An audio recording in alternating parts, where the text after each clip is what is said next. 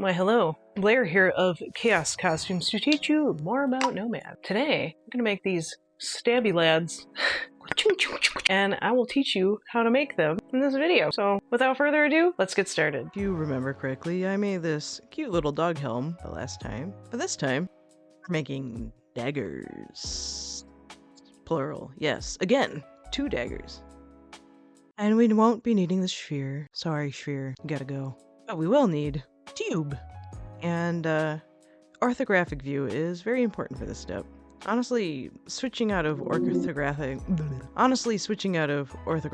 is not really necessary unless you want to see what it looks like before you print it, at least with what I'm doing. If you're just rendering stuff, perspective is probably very important. But I'm gonna make this tube nice and long. And I'm gonna make it a little diamond shape by just dragging these points on the profile. And I'll add some more points along this line for the next step, which is changing the radius. So I'll make it kind of pointy, and then I'll go in and change every node to make the shape more dynamic. I turned on the grid with the magnet. That's kind of an important detail. That helps a lot with keeping things straight up and down. Now I'm going to add another detail, but with a cylinder. I'm going to rotate this cylinder by 90 degrees and make it bigger.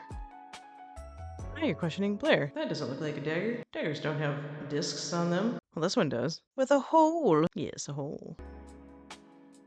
I can make that hole a little bigger. And I'm actually going to drag down this blade. Not a 10 value, because that's dragging it down that far. So let's do 1. There we go. Now it's moving it down like 1 grid size in the little grid. So I can keep that cylinder in the center of the scene. And it's a little thicksome, so I will fix the thicksomeness by just shrinking it down. And I want to make sure this is to the grid. I don't know why. It's not necessary for what I'm doing, but it keeps things nice and neat. And I'll increase the division on that, smooth it out a little bit. Then I'll clone that and shrink it down so it's slightly more petite, and taper it just to add a nice little detail. But I made it a little bit too petite, so I'll make it a little bigger. And make sure this is meeting in the middle. Now I can go in and add a mirror modifier and turn off the X and turn on the Z so it's on both sides. Now it meets in the middle and is symmetrical. Now I'm going to add more details with Taurus. Yes, the little donut guy. And I'll just rotate that by 90 degrees. And turn off the snapping to move because I want more control. And this is still a little too thick up here, but I'm just going to make the Taurus kind of wrap around it and shrink that down a smidge.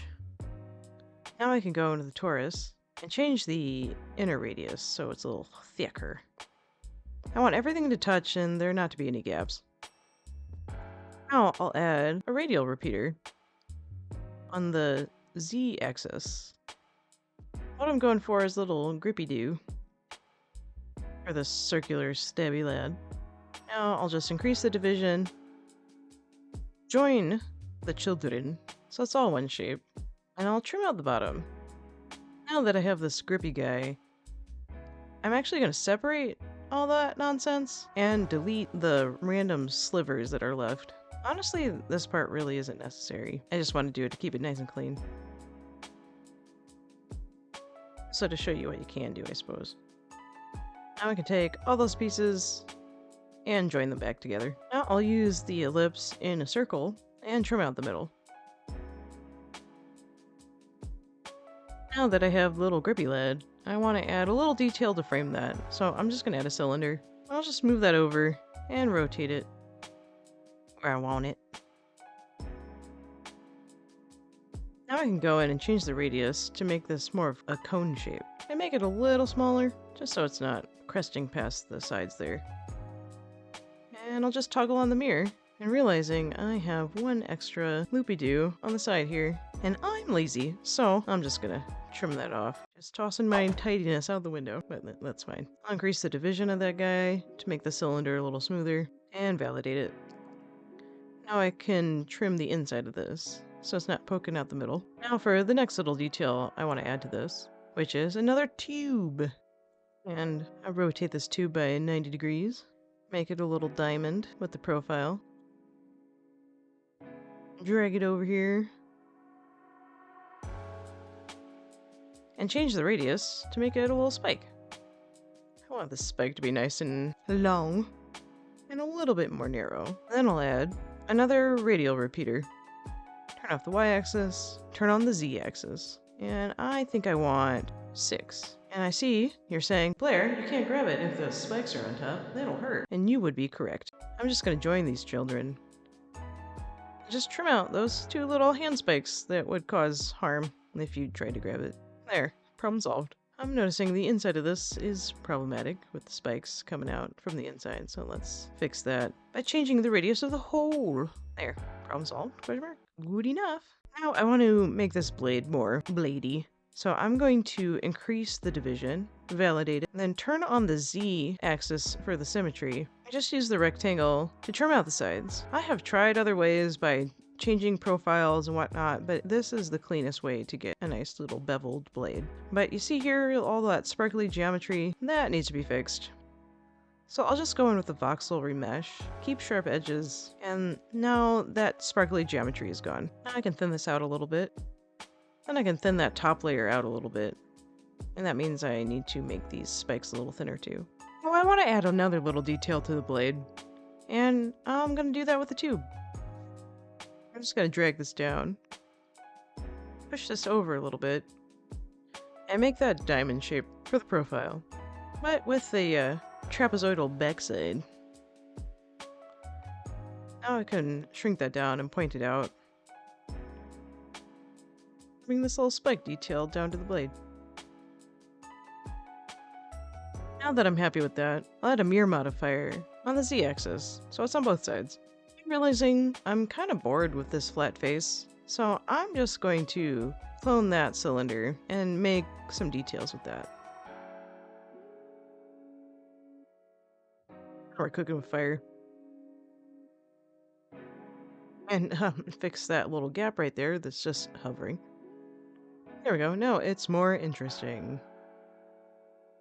Now let's make this bad boy practical, and this blade will need to tuck in a little bit so we can glue it together like a little puzzle.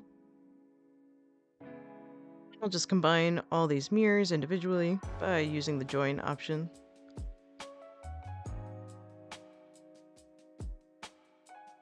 And I'll select the blade bits and join those.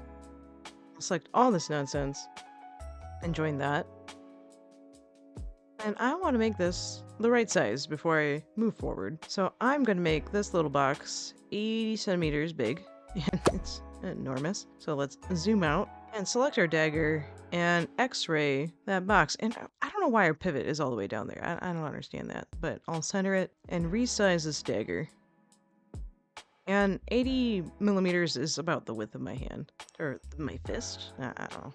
That's how big I want this. And we'll just hide that scaling box and measure the blade to make sure it'll fit on my printer. And I don't think it will, so I have to fix that a bit. Where's the gizmo? I don't know. So we're gonna center that and move it back up here. So when I do resize it, it doesn't move it from the hilt. I don't know. What are the names for these things when it's not traditional? I don't know. We're just gonna say from the hilt.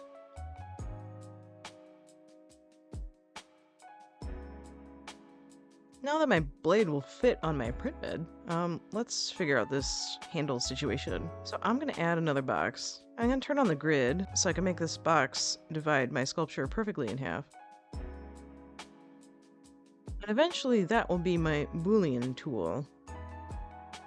But I need to make this choppable.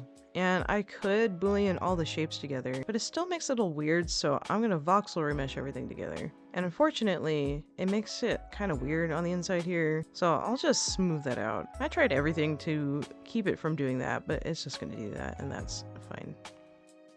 No one's going to see the inside of the dagger handle thing. Handle ring thing? No one's going to see the inside of the handle ring thing, so I don't really care if this is sharp. Now I'll just decimate that a smidge, because my tablet is old and it can't do much. Now I can boolean that in half. And now I have a perfect little half. And I'll make this blade a little narrower and clone it. Make it 1.03 units bigger, so when it does boolean out of the handle bit, I have a little bit more tolerance. Now it should fit nicely after I print it. And that dagger is pretty much done. So I'll finally name my pieces. So that one's the blade, clearly. And this is the handle. Wow. Wow. I will just hide all that nonsense because we're gonna make a knife. That's a knife. With a tube. And it's a teeny weeny tube. But we'll just zoom in on that and sculpt everything at the tiny scale so that we can bigify it later. So I'll make this nice and long because this is gonna be long boy. And we're gonna add some wiggles. So I'm making a Chris, a little wiggly knife, because why not? Could you imagine trying to forge a Chris? That must be so annoying. As like a blacksmith, like, I want one of these, and you're like, oh, all right. That's probably why all of the historical ones I looked up were decorative. I'm just gonna go in and do the basic bitch diamond. Thickify that, thin that out a little bit, and hit the radius one more time so I can control the nodes individually. So I can control this taper.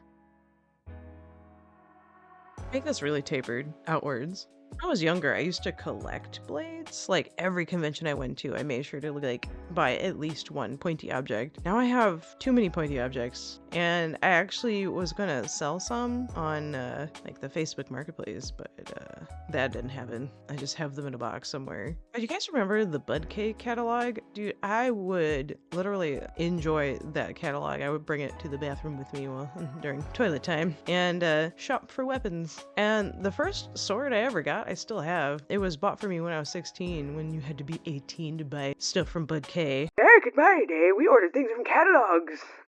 I'm just trimming the sides of this blade, like I did the other one.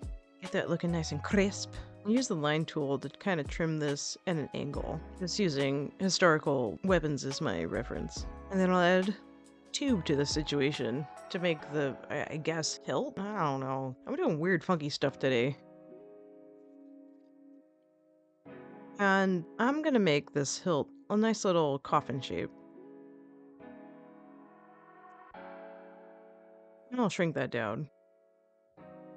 So to angle this little coffin shape, I'm actually going to drag the nodes over and then change the radius.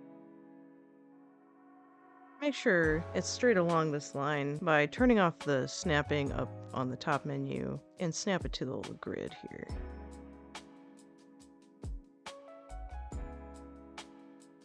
And show in viewport is what I'm using to mess with this profile.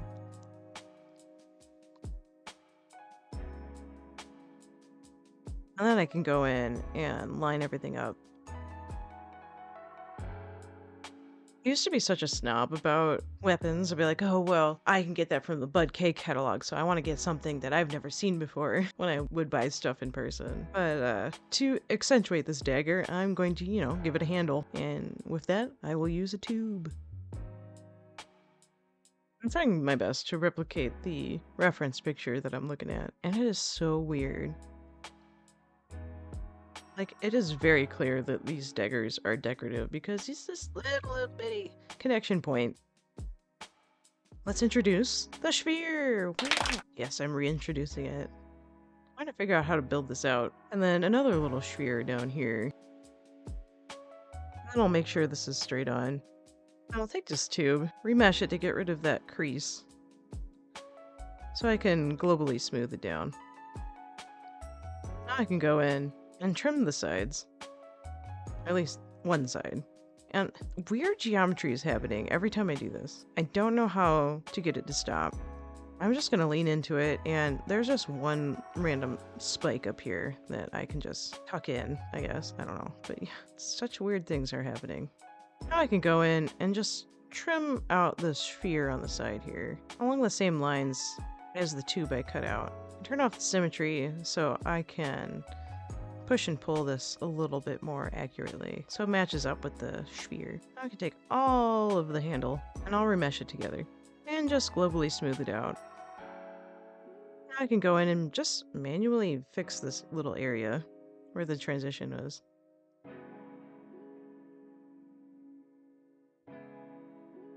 Then I'll decimate that a smidge, just to make the smooth tool a little bit more aggressive. And I'll add a little donut guy, just to cap this off. I can take all of this, and I want to change the proportions of it. I think it's a little too big. Now, I want to add a little detail on this handle, mostly because it's a little boring. So I'm going to go in with the select mask and polygon tool to kind of make this little inlay here. I'll just invert that mask and pull this in just a little bit. I'll just go in with the global smooth. Voxel remesh it, and then smooth it one more time. Just to add a little something. Now, if you notice, the backside looks like dog shit. So, that really doesn't matter because we just need half of this. I'm going to take the handle bits and join that. And then the blade bit, well, it's its own thing. I'm seeing some sparkly geometry back there, which is not ideal. I'll just fix that with the voxel remesh, keeping the sharp edges. And I'll add a box to do the same thing we did with the other dagger, which is slice it in half linearly. Which is pretty easy, and gets rid of that ugly backside that did not serve us at all. Now we can make a clone of that blade, make it bigger by 1.03. So we can boolean that out of the handle. There we go. It's a little sparkly.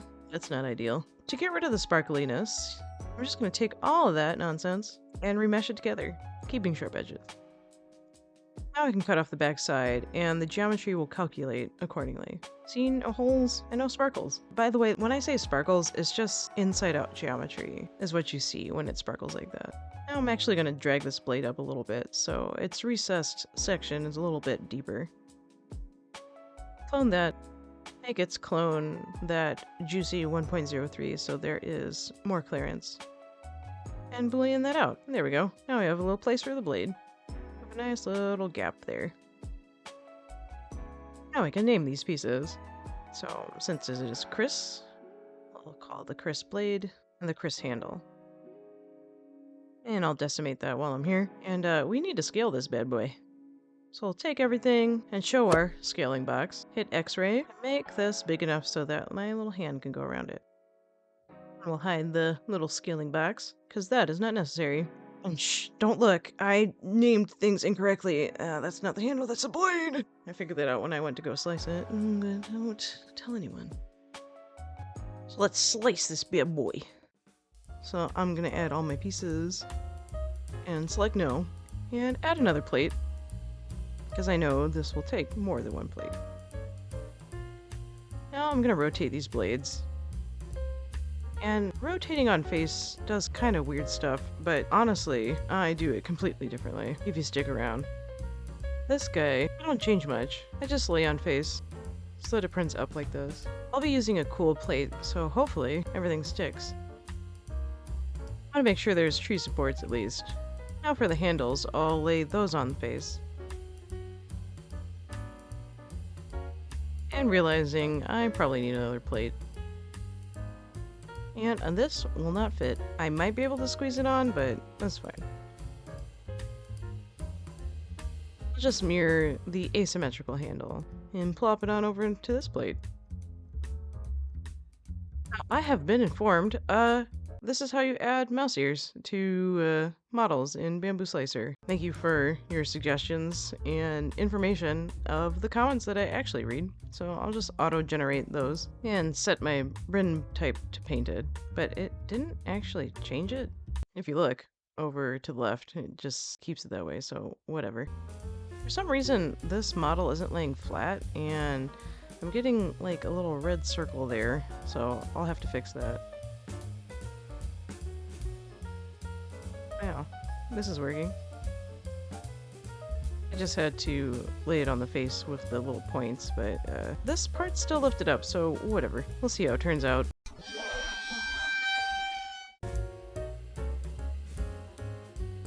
See, it's doing that weird thing. So I'll just lay it on the other face here. It should be completely flat, but it's not. I don't know why. Now I can add the mouse ears where I want them. I'll just auto-generate those ones because those ones are broken. And a couple mouse ears on the side there. And realizing that this knife is too long. I should have known better. So I'm gonna slice it in half and go in with a dowel and a hexagon. And this is a little bit too tiny. 5 millimeters. That should work out nicely. But I do not like this angle that it's at. This is my fault, so I'll just fix that. So it's more straight up and down. Then, well, my connectors seem to be still there, so I'll just cut this in half, laying on face so it prints flat like that. Add some mouse ears.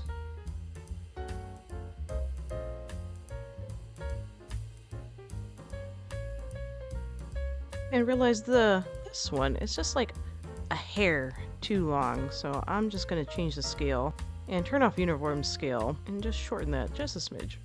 There we go, now we're cooking with fire. And then my brims aren't correct and the seam lines are random, so let's fix that. Two aligned.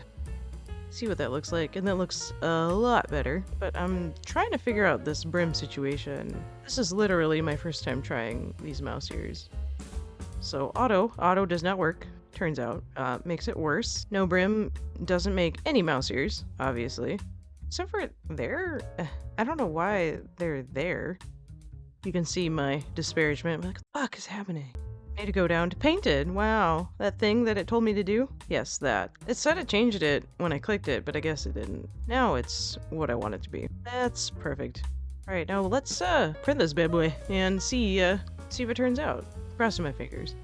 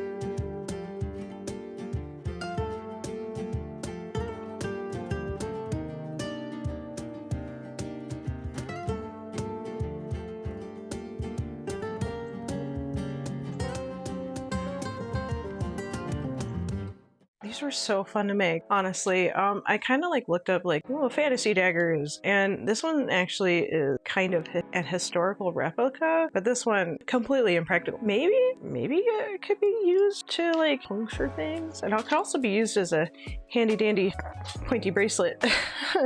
I'm pretty pleased with them to add to my weapon collection. Sorry, this is my elbow blade. Yeah, very important. Stab people behind me. If you can't tell, I got a new mic from the TikTok shop because my audio sucked because it was just coming through my phone and it was impossible because this room is very echoey because there's a lot of hard surfaces around here. So maybe does this sound better? I hope it sounds better. Last video, I said something about my Patreon. I actually have these two wonderful people that have started giving me money for Patreon, which I'm super grateful for. I guess I need to talk about it. Thank you guys for your support. This is really cool. It's just the beginning of my journey. So I guess if you want to support me, if you want to, or you could just follow me, I guess, on Patreon for free. There's no charge. Just like see what I'm up to. I have not done the work of getting my rewards set up and I'm kind of very, very new to Patreon. I need to figure it out. So bear with me. I am planning on releasing the file of what I've created in these videos so you guys can have them. If you like what I do, make sure to like the video. If you have any comments, concerns, questions, or advice, which I absorb, leave a comment down below. And if you haven't already, please subscribe. Every little bit counts. Thanks so much for watching, and I'll see you guys in 2 weeks.